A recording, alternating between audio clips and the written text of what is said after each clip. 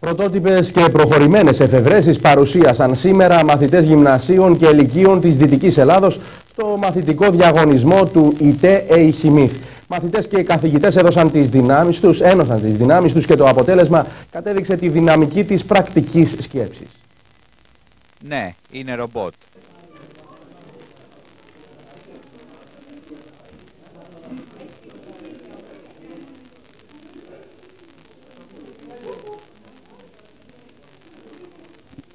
Δεν πρόκειται για κατασκευή επιστημόνων της NASA ή των εγκεφάλων της Microsoft, αλλά για ένα ιδιαίτερα επιτυχημένο δημιούργημα ομάδας των μαθητών του πρώτου ΤΕ πύργου. Το εν λόγω ρομπότ χρειάστηκε κάποιους μήνες για να κατασκευαστεί, όμως το αποτέλεσμα αναμφίβολα σκόρπα την ικανοποίηση. Το τηλεχειριστήριό του έχει εμβέλεια 1 χιλιόμετρου και ο χρήστης βλέπει μέσα από τα μάτια του ρομπότ, στα οποία έχει ενσωματωθεί μικροκάμερα.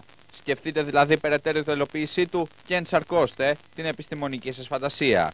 Είναι μια υποπτική κατασκευή η οποία δείχνει το πώς μπορούμε να τηλεχειριστούμε ασύρματα ρομποτικά συστήματα.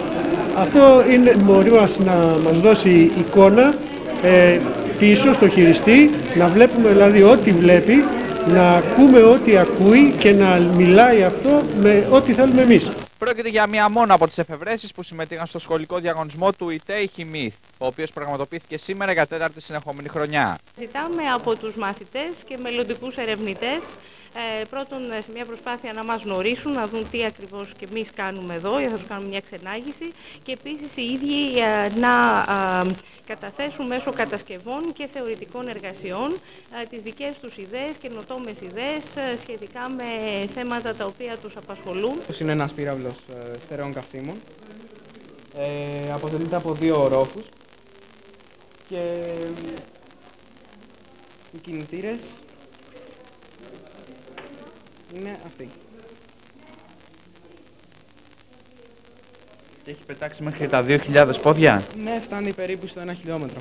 Οι εφευρέσεις των μαθητών άπτωναν και της επικαιρότητας. Σεισμογράφος με ηλεκτρονικό υπολογιστή, σύστημα στάθμευσης σε αστικά κέντρα, προσομοιωτής ουρανίου θόλου, αλλά και συσκευή τηλεομοιοτυπίας ήταν μόνο μερικές από τις εφευρέσεις. Η κατασκευή που έχουμε δημιουργήσει με την ομάδα μας έχει τίτλο Προσομοιωτής ουράνιου θόλου.